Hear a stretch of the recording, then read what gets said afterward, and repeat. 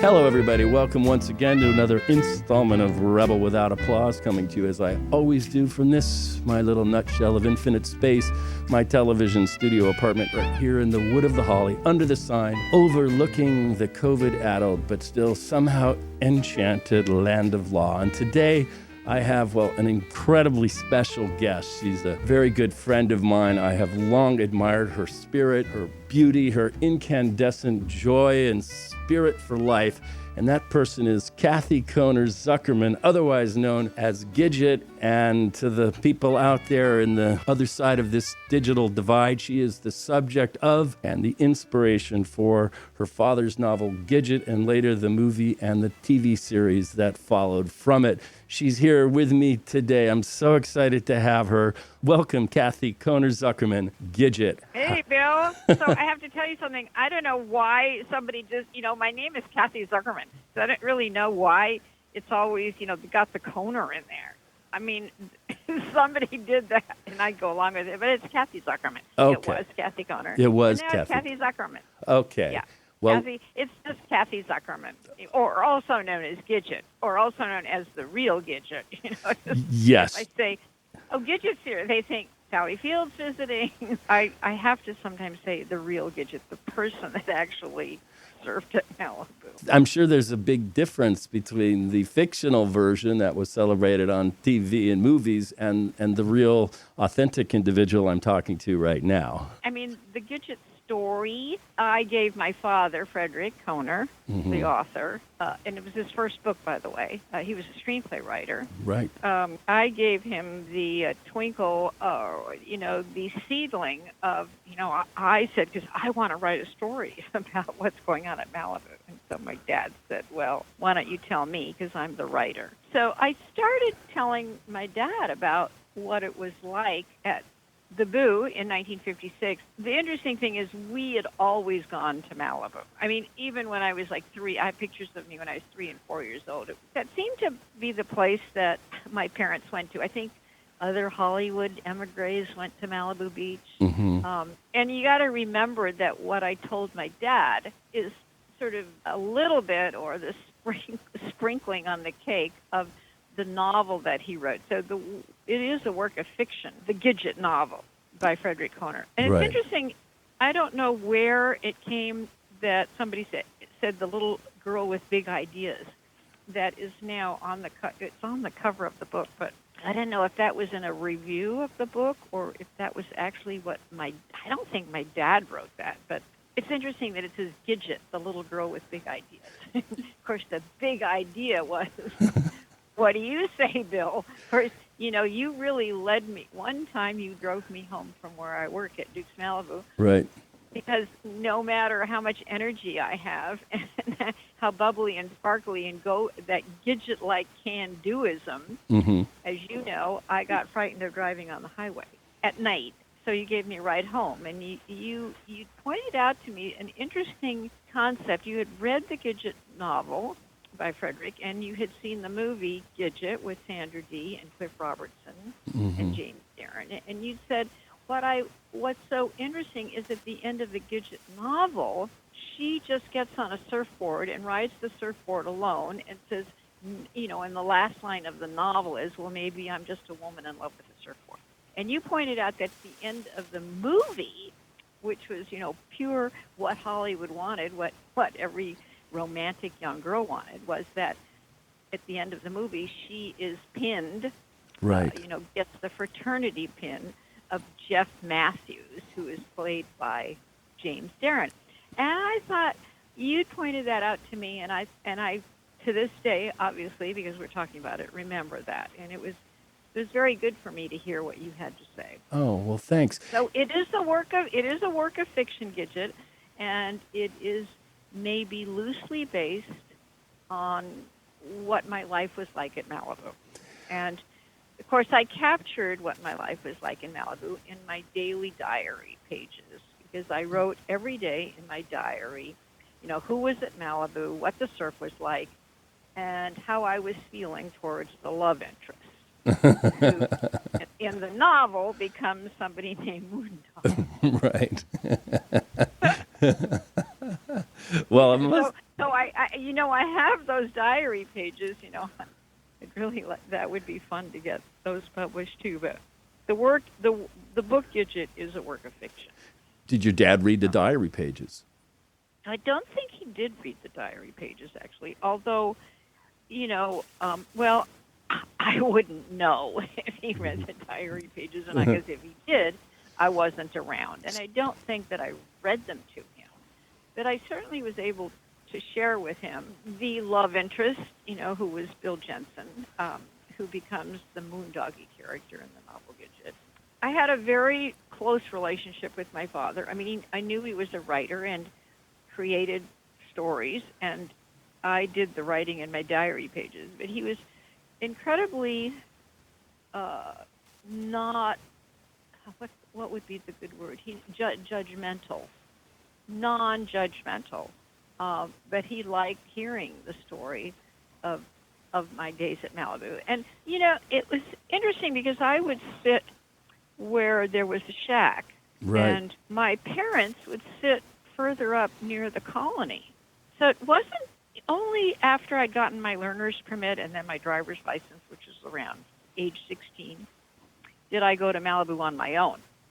So often my parents were at the beach, but they weren't sitting anywhere near where I was sitting because I was the one that said, I want to learn how to surf, which I did. So you were chaperoned at first, but you maintained your own independence by just hanging out at the shack while they were up at the colony. I wouldn't say chaperoned, but that's where they went. They went to the colony, and I went to watch the surfers, and eventually bought a board from Mike Doyle for $35 and borrowed surfboards. I got my board in 1957, but I remember in 1956 being able to borrow a board. Matt Kivlin would take me out. But you got to remember, we're 2021. I know. Wow. Well, and I just had a big birthday. So for all your wonderful audience, I'm 80 years old. 80 is the new 40. Oh, good. Well, you're one of the most incandescent, beautiful people I've ever met. You remind me so much of my mother because my mother is an athlete and she still plays tennis and she loved to ski. I'm sorry she never got to to enjoy, surfing because I know she would have been good at it. She had great balance. She still does.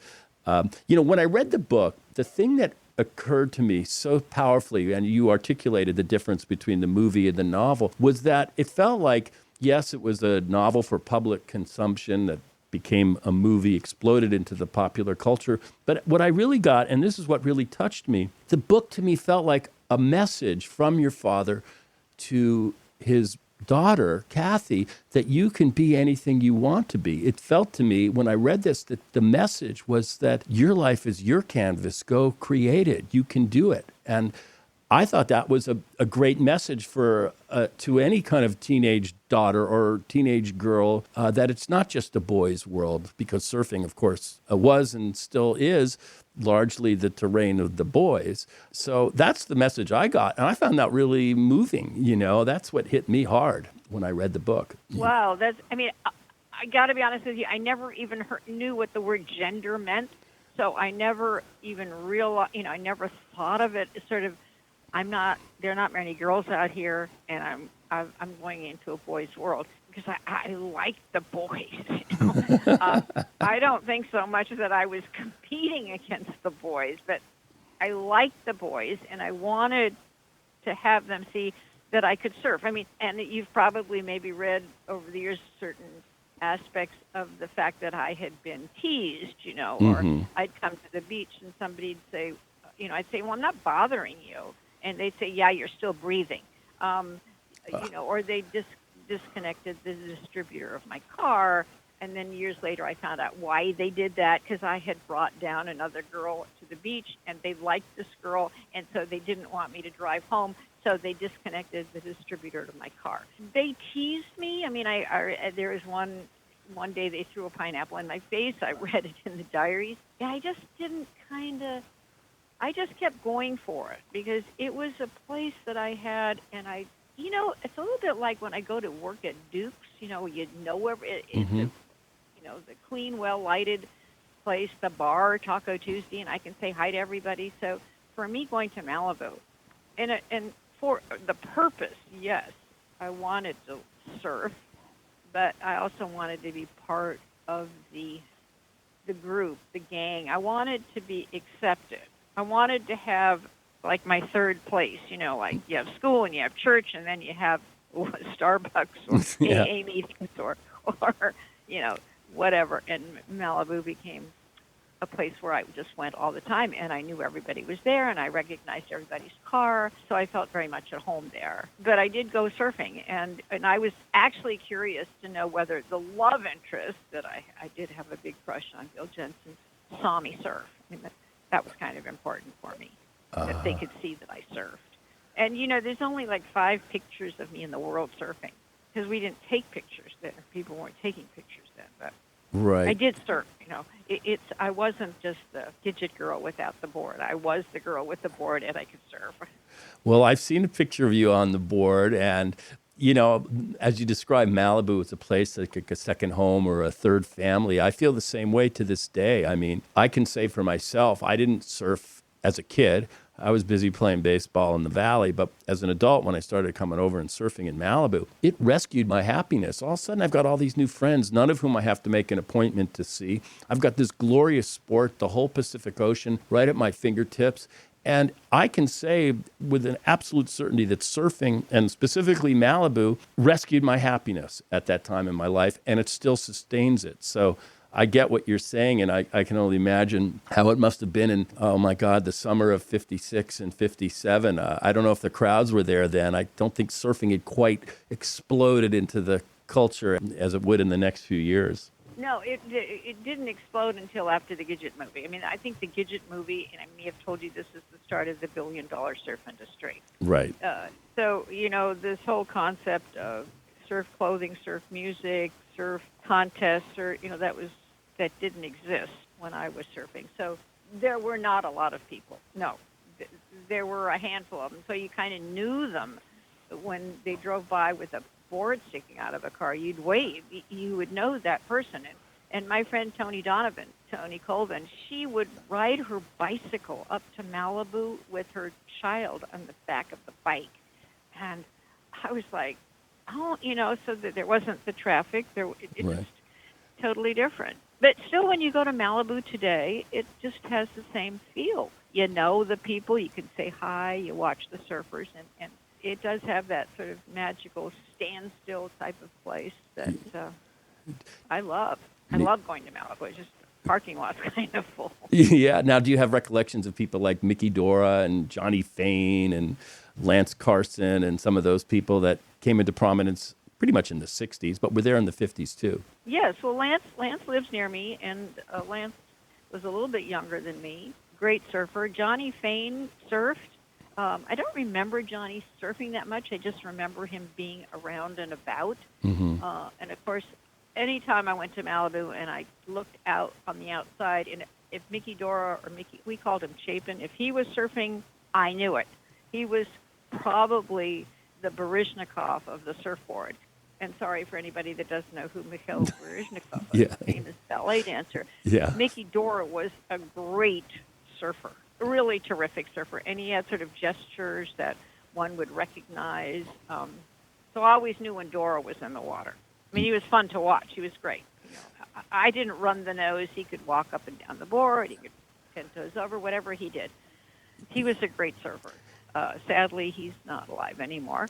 So actually, I was younger than some of the guys that I surfed with. So I'm thinking, turning 80, I'd better start walking or jogging 3 hours a day instead of 2. Well, for people that want to see Mickey Dora surf, he's often used in the background of a movie called Ride the Wild Surf. And if you watch, and when they're substituting the main actors, you can see Mickey Dora doubling on big waves in Hawaii, and he is an artist on the board. Well, he doubled in the Gidget movie, too. He was the surfer for James Darren. Oh, right.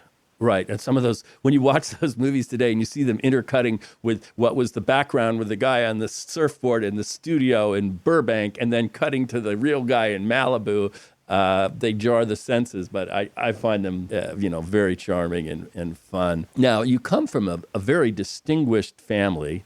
Your father, as I mentioned to you when we first spoke, Frederick Kohner, was an important author. And I got it today, as I mentioned to you earlier, from Amazon, a copy of a beautiful book. I just started it called Early Pleasures, Memoirs of a Sensual Youth, which is, as I'm plowing my way into it, his account of his own youth in Europe between the wars. I want to read it out loud. It's so beautiful. It's really a gorgeous book. Talk about how that got published, because it came out posthumously. Yes, it came out posthumously, and we had all our dad's scripts and whatever he'd written, and my husband, on his retirement as the dean at Los Angeles Valley College, he had an idea that he would become a literary agent. And, he read about being a literary agent. He made up a name of his literary agency, Cortland Agency, because he came from Van Cortlandt Park in New York, in Bronx. And he thought that this script that my dad had written about his youth and his first time falling in love with various women would be a great story. And so he sent it out to various publishing houses and got it published by Black Heron Press. Yeah. And I'm so glad that you got that book, because I don't think it had, it was written after my dad had died. After it was published after my dad had died. So I actually want to get one for a friend of mine, because I'm so glad that you got it, because it's really sweet. It's beautiful. Now, did he write it in German or in English? He wrote it in English. Okay, so he wrote this looking backwards from America, it wasn't contemporary. Yes, he wrote it in English. Of course, he wrote, Gidget was his first novel. I wouldn't say that he was a famous screenwriter. He wrote several screenplays for Hollywood movies. Mm-hmm. Never Wave It a Whack, Three Daring Daughters, The Birds and the Bees. He wrote Mad About Music, where Deanna Durbin, I believe, was nominated for an Academy Award, but Gidget was his first novel. So then after that, he wrote a series of really good, one of the books that's really good is called Kiki of Molpana. I saw that. I want to read it. It's a really good book about sort of an imaginary affair that he'd had perhaps with Kiki, who is a famous French model. Mm-hmm. He wrote a book about his brother, Paul, the magician of Sunset Boulevard, because my Uncle Paul Kohner was a famous agent. Right. And that agency represented a lot of the European luminaries in Hollywood, including John Huston and Charles Bronson. I think Liv Ullman was a client at the Kohner agency. Yes. Yeah. Yes, and it was 9169 Sunset Boulevard, Mm-hmm. the Paul Kohner agency. So he wrote, The Magician of Sunset Boulevard. He helped write Hannah and Walter, a love story with his brother Walter Kohner, which is the story of my aunt and uncle, my aunt surviving the camps and my uncle Walter liberating the camp, but they knew each other when they were younger in Czechoslovakia. Oh, wow. So then he wrote a series of Gidget books, Gidget in Love, Gidget Goes to New York, The Affairs of Gidget, Rome, Gidget Goes to Parisienne, so there.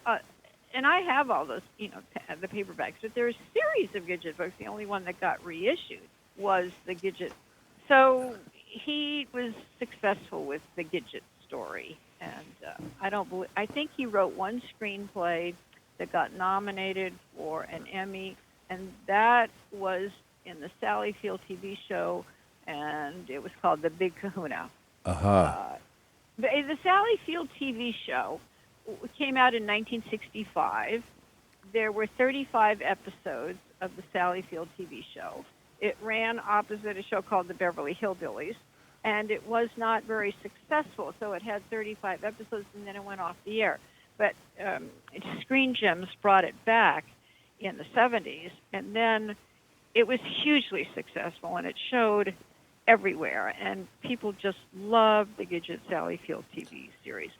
It was a little bit more mainstreamed, if that would be, a little bit more on dead center than the Gidget novel, because in the Gidget TV series, she's going to high school, she's playing in the high school band, she's working on the school newspaper, she also surfs, but she's more rounded in her activities as a teenager.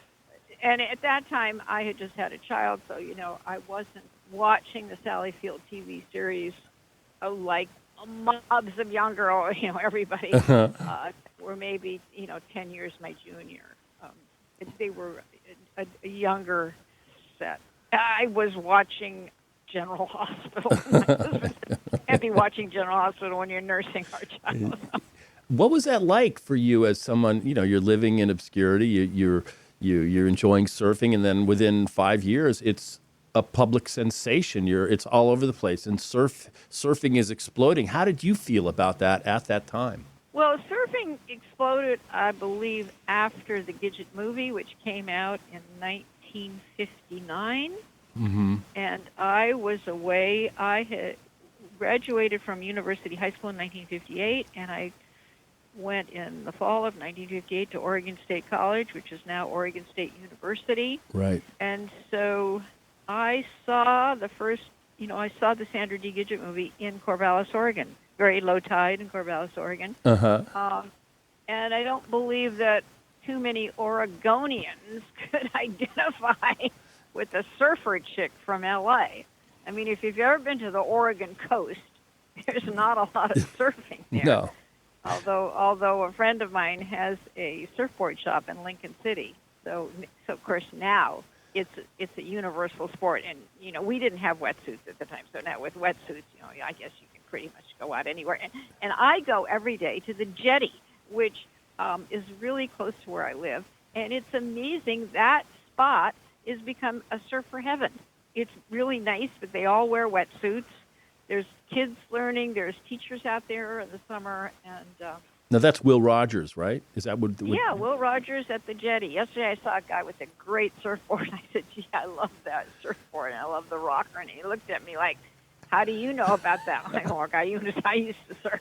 Well, I'm trying to get the courage to call Lance, who I know, who has watched me perform a lot as a jazz musician, because I want him to make me a semi-gun 10-2 before he hangs it up in the surf shaping business, because I want to ride a Lance. I've met him on a number of occasions. Oh, yeah, well, you definitely have to get Lance to make you a board. He's around and about, and I'm sure he could make you a board. I mean, I was so sad about Scott Anderson, because he made a fabulous board, Scott, and what a wonderful guy. And I did leave kind of the surfing world, and what I sort of came back to it when I got the Gidget novel reissued. And what I find touching was that instead of sort of like, oh, who's she? She's an old lady and she surfed God knows when. They enjoyed the story, and the surfing world enjoys what they call their legends. And I certainly don't feel like I'm a legend, but there's some really, really wonderful elder statesmen of the surfing world, and one of them is P.T. Townend. He's an Australian. He just welcomed me. It was so heartwarming. Jack McCoy welcomed me. Dick Metz crowd at the Surfing Heritage Foundation. They just were like, yeah, you surfed, and I felt, like a long-lost relative where there's no emotional attachment, but very welcoming, very welcomed. And I think that my working at Duke's really brings me into the aloha world, and yeah. I love it there, and we sell Gidget books, and I love seeing you there. I embrace this. I got a few years left. Oh, so good. Well, I want to see you back at Duke's on Tuesday with the tacos. I love, one of my favorite things is when those days are long, in the spring and early summer. I love that. To go surf and then go get those Cajun tacos at Duke's and hug Kathy and see Alan Sarlo or just all the crew. It's exactly. It's a glorious thing. And you mentioned Scott Anderson. Scott was a great surfboard shaper, as was Phil Becker, who also passed recently. And Scott Anderson made all my boards for years, and my Flowmaster, which is one of his big, beautiful boards, I decided that I need to patch it up and repair it to honor Scott, because it's got his signature for Bill. And, man, he gave me so many smiles with that board, and I want to keep him coming as long as I can still surf. Oh, yeah. Yeah. And it was funny the other day, my husband and I were walking on the Venice boardwalk, and there was this gentleman, and in front of him on the ground were laid out 100 longboard magazines. Oh, And I'm really? like, he was selling the old longboard magazines. I'm like, I think I'm in one of those, Oh, for And sure. then he starts saying, well, I grew up in Malibu and my parents are, sort of. So everybody kind of has a story that relates back to Gidget.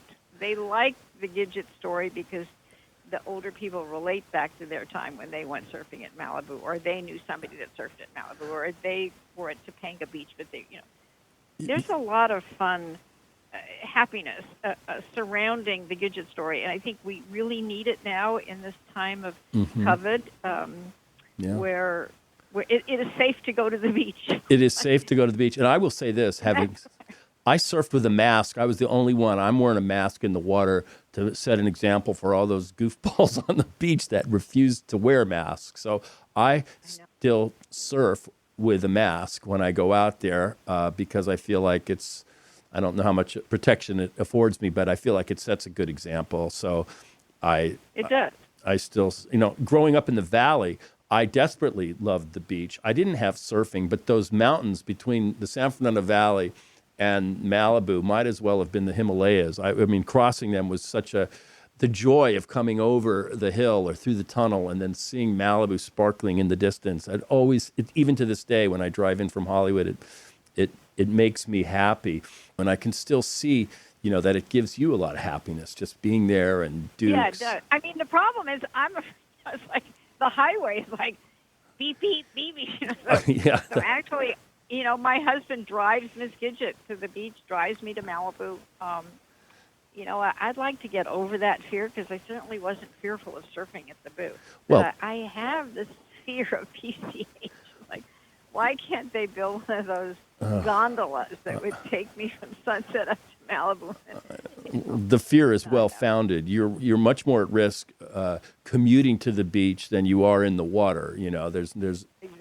There's no doubt about that. Another question I have for you, because I'm reading this book, Early Pleasures, your father's memories about his early life in Europe, is that he was part of a very important tradition of writers and emigres, many of whom were Jewish. I'm thinking of Billy Wilder, and Arthur Schnitzler wrote beautifully about life in Europe before the war. You've got Freud and Kafka and the sensuality. They made a huge impact on Hollywood, and particularly here in Southern California. And my mother, as I mentioned to you, is also in a small way out of that tradition. She was born in Berlin, and her family was fortunate enough to get out early enough and create lives here in America. What was that scene like, or what are your memories of it, coffee clutches and the like, in Los Angeles? Well, I do actually remember, my mother actually did have cafe clutch, and I can't remember, I think Christmas Day they had a cafe when people came over. I was a teenager, I was a kid. Those names were, yes, very familiar to me, and now that you mention them, even more familiar to me. But then again, I'm trying to, let's see, I know that George Freschel was a very close friend of my dad's, and I believe he was the writer for a movie called Mrs. Miniver. Oh, it's one of the great movies of all time. That's one of my, oh my God, Greer Garson, what a beautiful movie. Let's see, Richard Reevey the Reeveys were a good friend of my parents, and he was in Casablanca. It was on the other night. I said, Marvin, where's Richard? I think he played one of the Nazis. So, my parents, their friends were, then Bill, the Little Johns, he was an animator. He did the Schultz, they were the ones that first moved to the colony. They were really good friends of my mom and dad. And that's how we actually started, being able to park at the colony. We'd say, Little John. See, you had the colony pass to get in, and then you could just wander down around the point. And exactly. My dad always had collaborators. He had people that he worked with, and then he did a movie with Laurel and Hardy. Really? I think it was the last movie that Laurel and Hardy did. It was in France somewhere, but he always had, you know, a collaborator. I think he worked well with the collaborators that would. They'd come over because my dad had a studio, you know, a little house in the back of the regular house. I don't ever remember my father going to work at the studio, so to speak, like at Columbia or Universal or Paramount. He worked at home. Right. Henry Coster was a friend of my dad's. I think Joe Pasternak, maybe. Or, Oh, yeah. Distant. Because my Uncle Paul was more in the movie, because he represented so many movie people. Now, I read, and you can correct me, that as I was thinking about our little chat, that your father's father had a movie theater in what was then called Bohemia out near Prague. Exactly. Kino Koner. And that Kino Koner, exactly. And that he was had a trade paper about the movie business, which must have been amongst the first of all. Yeah, I remembered that. I heard that too. His name was Julius Koner. Yeah. And I have a photo of him actually in my bedroom. He was Kino Koner, and I remember that my grandfathers died 4 days apart from each other. And it was before the war. Mm-hmm. And I remember that my grandmother, my dad's mother, came to this country. And I vaguely remember my grandmother. And what I remember is that she had a canary in her apartment. I think that was kind of a European thing. And then she made the salad dressing with tasted like lemonade. I was like, I don't remember too much more about my grandmother. Yeah, that's interesting. So my mother's father was in the banking business in Berlin.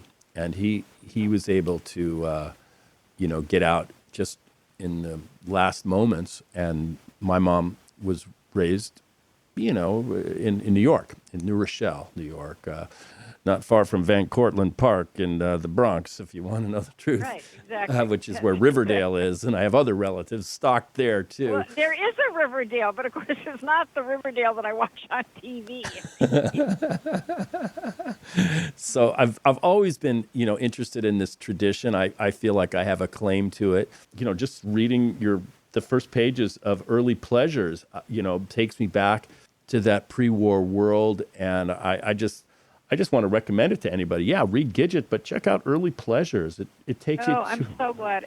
I'm so glad that you mentioned that, because I had mentioned it to my colleague that helped me with writing the Gidget Diaries, Ken Lezebnik. I mean, he came over and we went through the diary pages, and we wrote them all out. And then I had mentioned to him about my dad's Early Pleasures, and he, of course, had no idea about it. So it's good that you reminded me. Of course, I don't know how to buy anything online.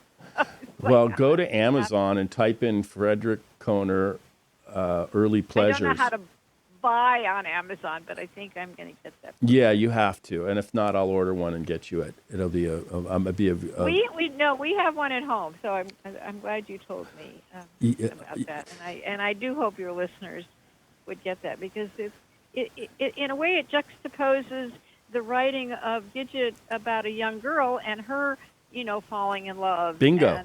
And it talks about my dad's own youth, falling in love with, 2 or 3 different women. And it's a great companion piece, yes. I'm glad you made that point, because it was at the tip of my tongue. Because, yes, they're both about teenage love and finding out who you are as a person in 2 very different moments in history and in geography, but they're bound. There's a connectivity there, and there's a sweetness that I'm really enjoying as I just start into Early Pleasures. So I think it's a great companion piece, and it shows what a powerful contribution these immigrants made to our even understanding of our own culture. After all, it took somebody born in Europe to write a novel to turn people on to an American pastime like surfing. So there's all this cross-cultural, these currents underneath that I think make these books and these contributions by your father really, really interesting. I just wanted to emphasize that. So yes, check out Early Pleasures, and Yeah, as a matter of fact, I read, I used to really love this author, Arthur Schnitzler. He famously wrote a play called La Ronde, which was all about these early 20th century romantic trysts between, various classes, shop girls and noblemen and, young men and falling in love. And, you feel the shadow of Sigmund Freud. Arthur Schnitzler wrote powerfully about these kind of experiences. And here they are in Frederick Kohner's book. So Early Pleasures, I wanted to make the case for that book as well as Gidget. You ought to sell it right next to Gidget, when you get back to Duke's. Great. And, another, there's a new book out called, maybe it's not new, but it's interesting, Weimar on the Pacific. Have you heard of that one? No, but yes, I have. I want to read that. Okay, we have that. And then The Sun and Her Stars is a really good book. I really recommend that one, too. I mean, there's a lot. People are. I love it when the writers like the Don Liebenson, who actually wrote a really fine piece for VanityFair.com, where they double check the truth. Mm-hmm. I am here and I'm willing. I'm more than happy to tell the truth, because I have it in my diary page exactly what happened. Every day that I went to Malibu and who was there. Do you remember your first wave when you actually stood up and successfully navigated from the point down the line at Malibu? Well, I remember the first time I went on a surfboard was June 24th, 1956, and Matt Kivlin took me out on the board. Mm-hmm. And I believe he caught a wave. I would say there are three-point breaks at Malibu, and I'd stay very close into the first point. And when I caught a wave, it's like, It goes by pretty fast, actually, what I remember, but it was such a stoke. Is that? I hope that's a word that somebody still remembers. Oh, yes. I was so stoked. I was like, there was nothing except me and the wave and the board, and like, I felt like so empowered, like I'm riding a wave, and I think that's. We should all feel that way, even if we're not on a surfboard. Well, that's...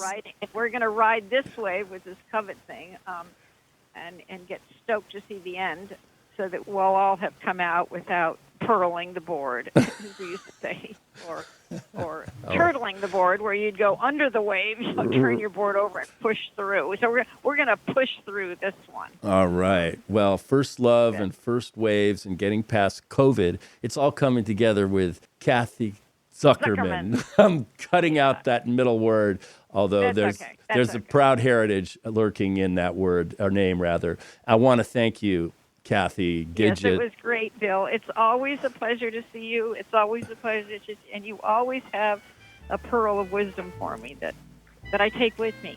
And so I will greet you at Duke's this summer. Oh, I'll be there. I can't wait. I'm counting the days, and I'm going to get my second shot Monday. So I'm going to be empowered with that as well. So, Kathy, much luck and health. Regards to Marvin. And thank you. And I appreciate his contribution by bringing this book. Of course, absolutely. Yeah. Absolutely.